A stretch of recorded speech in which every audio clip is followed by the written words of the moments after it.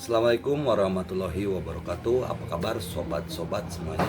Oke, mari kita lanjutkan saja ceritanya. Bab 2207 sampai bab 2208. Selain itu, dia bahkan mulai menyebarkan berbagai rumor tentang gadis di sekolah ini, mengatakan bahwa dia sakit dan sebagainya. Menurut apa yang dikatakan anak ini, dia hanya perlu menunggu sampai gadis itu tidak dapat mendukungnya lagi. Ketika saatnya tiba, dia akan memeluknya dan memberinya perawatan menyeluruh. Dan kemudian gadis itu akan mengikutinya dengan sepenuh hati. Ning Panan dengan gembira menceritakan beberapa informasi yang telah dia pelajari pada awalnya. Tapi berbicara dan berbicara, dia tiba-tiba menyadari sedikit perubahan pada ekspresi wajah Li Fugui. Baru saja dimulai, tidak ada sedikit pun kemarahan di mata Li Fugui. Namun setelah dia menceritakan semua yang telah dilakukan Qi Feng, wajah Li Fugui dipenuhi dengan niat membunuh. Lihat di sini. Ning Panan segera menghilangkan senyuman di wajahnya dan bertanya pada Li Fugui dengan ragu, "Tuan, ada apa denganmu, Pak Tua? Kamu tampak sedikit tidak bahagia." Melihat Ning Panan, dia bertanya kata demi kata, "Apakah semua yang kamu katakan itu benar?" Ning Panan membuka mulutnya, tetapi terdiam oleh ekspresi menakutkan di wajah Li Fugui. Li Fugui melihat wajah pucat Ning Panan. Dia berusaha sekuat tenaga untuk menekan amarah di hatinya dan berkata terus terang kepada Ning Panan, "Oke, jangan khawatir. Lagi pula, masalah ini tidak ada hubungannya denganmu. Don, jangan gugup dulu." Ning Panan berangsur-angsur menjadi tenang dan berkata dengan hati-hati, "Guru, apa yang saya katakan semuanya benar. Saya tidak berbohong kepada Anda."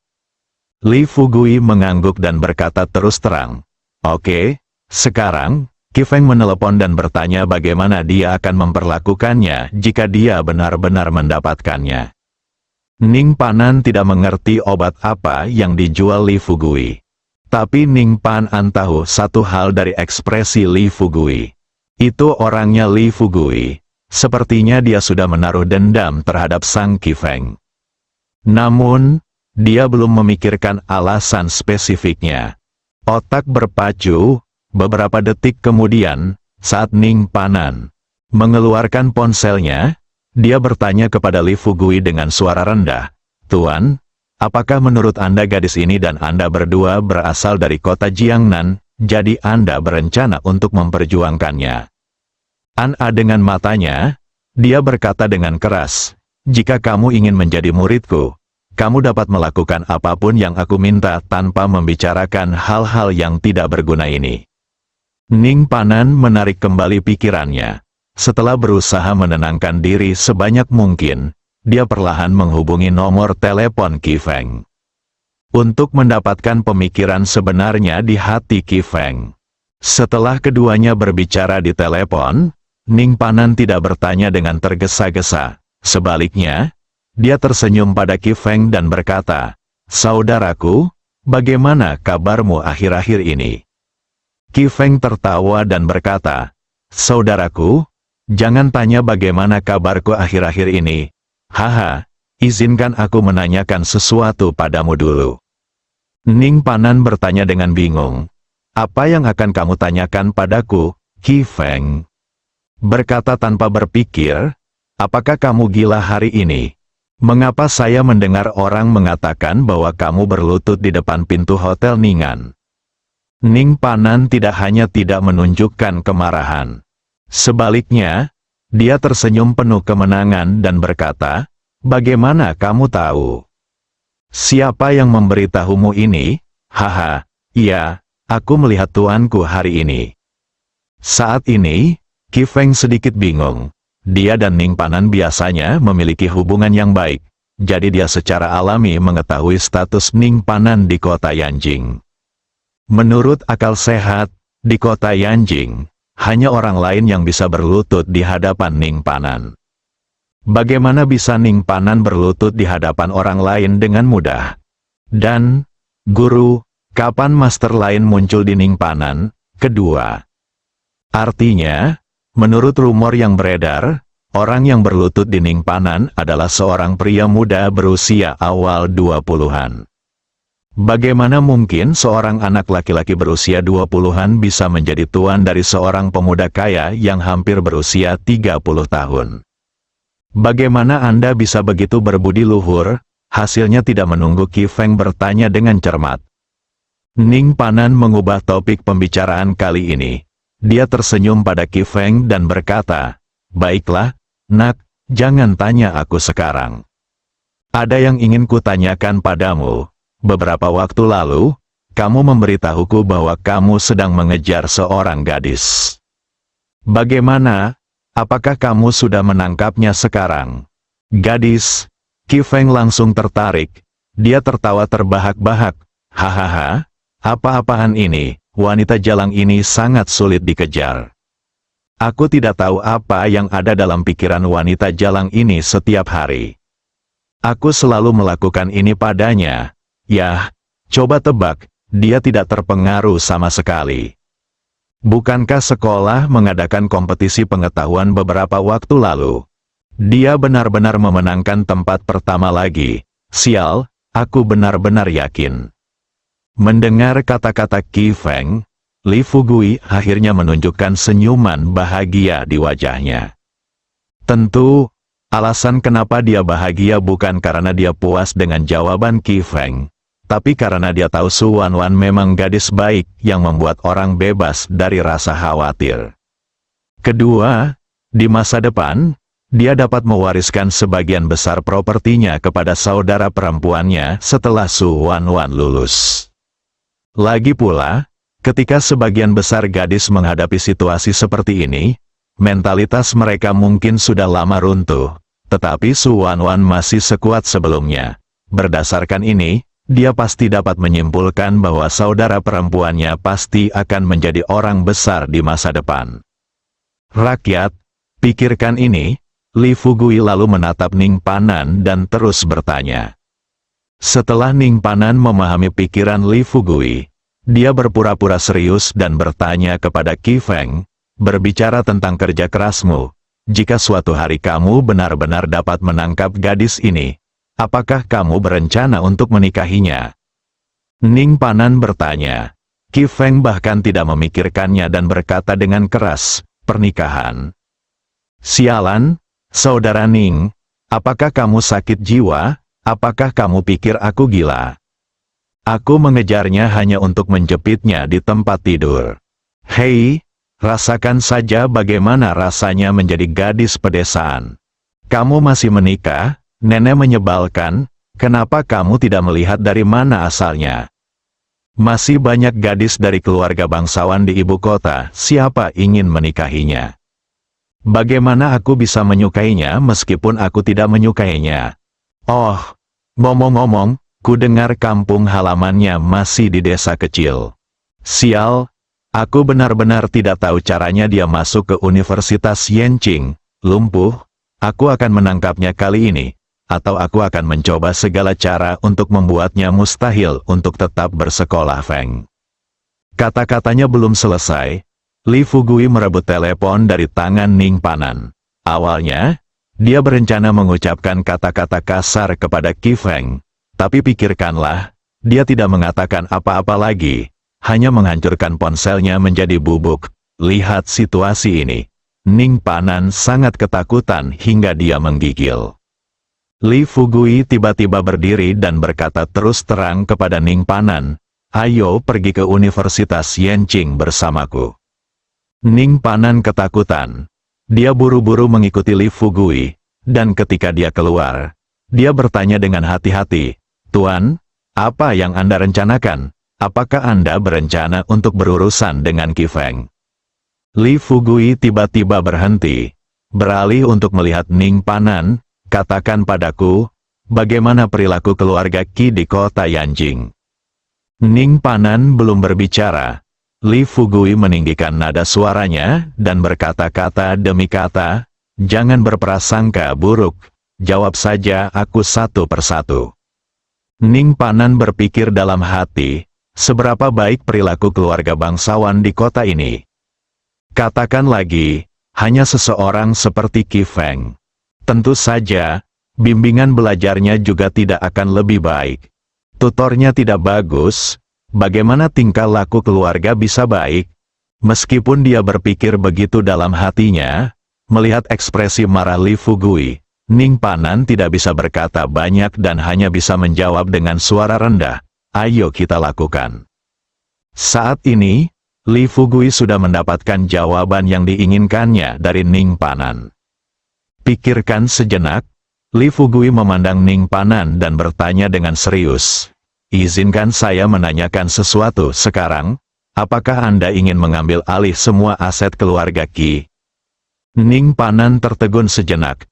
Dia setengah membuka mulutnya dan menatap Li Fugui dengan tidak percaya. Berpikir dalam hati, bukankah tuannya gila? Meskipun tuannya telah membawa banyak orang kali ini, itu hanyalah angan-angan untuk menghancurkan keluarga Qi di kota Yanjing dan menyerahkan semua properti keluarga Qi kepadanya. Tapi sekali lagi, dia adalah keturunan dari keluarga Ning.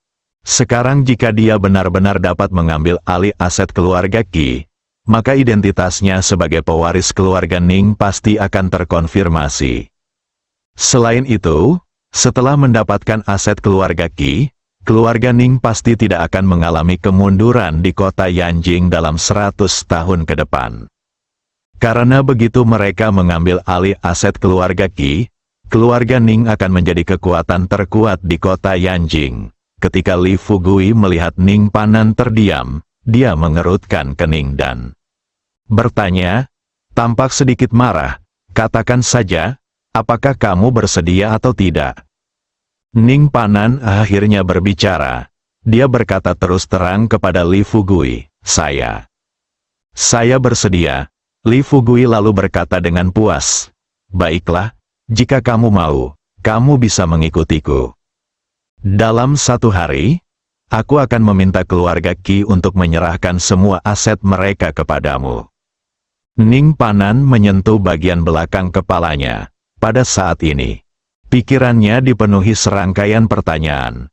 Pertama-tama, dia berpikir, dari mana Li Fugui mendapatkan kepercayaan diri seperti itu? Kedua, dia masih memikirkan apa yang dilakukan Qi Feng hingga menyinggung Li Fugui hingga membuat Li Fugui begitu membenci keluarga Qi. Mungkinkah itu hanya karena Qi Feng menindas seorang siswa dari kota Jiangnan? Tapi kemudian saya memikirkannya, kemungkinan ini hampir nol. Bahkan jika Li Fugui sedang bingung, tidak mungkin dia melakukan hal impulsif seperti itu. Awalnya, Ning Panan penuh dengan keraguan, dan dia berencana untuk menanyakan alasannya. Tetapi ketika kata-kata itu keluar dari bibirnya, dia memilih untuk tetap diam setelah melihat beberapa garis hitam di dahi Li Fugui. Li Fugui turun dengan marah. Dia segera berjalan ke meja makan tempat King Qiong, Hua Duo dan yang lainnya duduk. Dia melirik orang-orang di sekitar meja makan. Li Fugui akhirnya mengarahkan pandangannya pada Hua Duo. "Asli, tapi kali ini aku berangkat ke Universitas Yanqing dengan tujuan membawa Jenny bersamaku. Tapi sekarang, situasi khusus ini telah muncul, dan membawa Jenny bersamanya tidak banyak membantunya. Duo, ikut aku mengunjungi Universitas Yanqing. Jenny, Qian Qiong, kamu akan makan malam dengan Kapten Meng di hotel dulu. Setelah makan malam, jika Kapten Meng ingin bermain di kota Yanqing, biarkan dia bermain dulu." Jatuhkan kata-katanya, Li Fugui menoleh untuk melihat ke arah Ning Dingdang lagi, dan berkata dengan keras, "Tuan Ning, jangan khawatir, saya tidak akan makan dan minum gratis selama periode waktu ini. Akan memberimu sesuatu secara gratis setiap hari. Kamu punya 4 juta, tetapi premisnya adalah kamu harus menjaga teman-temanku ini dengan baik, terutama beberapa orang ini." Ning Dingdang melihat ke arah jari Li Fugui dan melihat di Chang Qiong, Ibu Pertiwi dan lainnya. Meski aku sedikit bingung, namun pada akhirnya dia mengangguk setuju. Setelah Hua Duo pergi bersama Li Fugui dan Ning Panan, dia bertanya pada Li Fugui dengan rasa ingin tahu, Fugui, ada apa denganmu? Saat aku naik ke atas tadi, aku melihat kamu baik-baik saja. Mengapa kamu naik, hanya beberapa menit, kamu menjadi seperti ini? Katakan padaku, apakah ada yang menindasmu? Li Fugui mencibir dan bertanya, menurutmu siapa yang berani menindasku di kota Yanjing? Kamu tiba-tiba turun ke bawah dengan marah, dan mengapa kamu membawaku ke Universitas Yanjing sekarang? Li Fugui berkata dengan keras, hancurkan keluarga Qi. Duo duduk di barisan belakang, melihat ekspresi tekad Li Fugui. Setelah dia menenangkan diri sebanyak mungkin, dia tidak bisa menahan diri untuk tidak bertanya, Fugui, apa yang kamu pikirkan? Mengapa kamu tiba-tiba berencana untuk menghancurkan keluarga Qi? Bisakah kamu memberitahuku, di mana keluarga Qi menyinggung perasaanmu? Li Fugui berbalik dan menatap Ning Panan. Dia berkata terus terang kepada Ning Panan, katakan padaku, apa yang dilakukan Qi Feng? Meskipun Ning Panan bingung, dia tetap mengikuti apa yang dikatakan Li Fugui dan menjelaskan semua yang telah dilakukan Qi Feng. Tunggu hingga Ning Panan selesai berbicara. Hua Duoduo tiba-tiba menyadari sesuatu. Dia menanyakan pertanyaan yang sama seperti Li Fugui sebelumnya, bisakah Anda memberitahu saya, siapa nama gadis ini? Ning Panan menggelengkan kepalanya dan berkata, saya tidak tahu. Saya hanya tahu bahwa gadis ini berasal dari kota Jiangnan, dan ku dengar dia bilang kampung halamannya masih di pedesaan, saat ini. Li Fugui berkata dengan dingin, Duo-duo, apakah kamu masih perlu bertanya? Kamu tidak perlu memikirkannya untuk mengetahui siapa gadis yang dikejar Qi Feng. Kamu sangat bodoh sehingga kamu menggunakan cara yang begitu tercela untuk menghadapinya Wan Wan. Tunggu sampai aku mendekat dan duduk. Setelah masalah ini terkonfirmasi, aku harus menghancurkan keluarga Qi untuk menghilangkan kebencian di hatiku. Melihat ekspresi marah di wajah Li Fugui, Hua Duoduo tidak tahu harus berkata apa untuk beberapa saat. Dia hanya bisa bergumam di dalam hatinya, Qi Feng, kamu bilang tidak baik bagimu untuk memprovokasi seseorang. Mengapa kamu memprovokasi orang ini? Li Fugui, tidak apa-apa sekarang, coba saya lihat bagaimana Anda menangani masalah ini.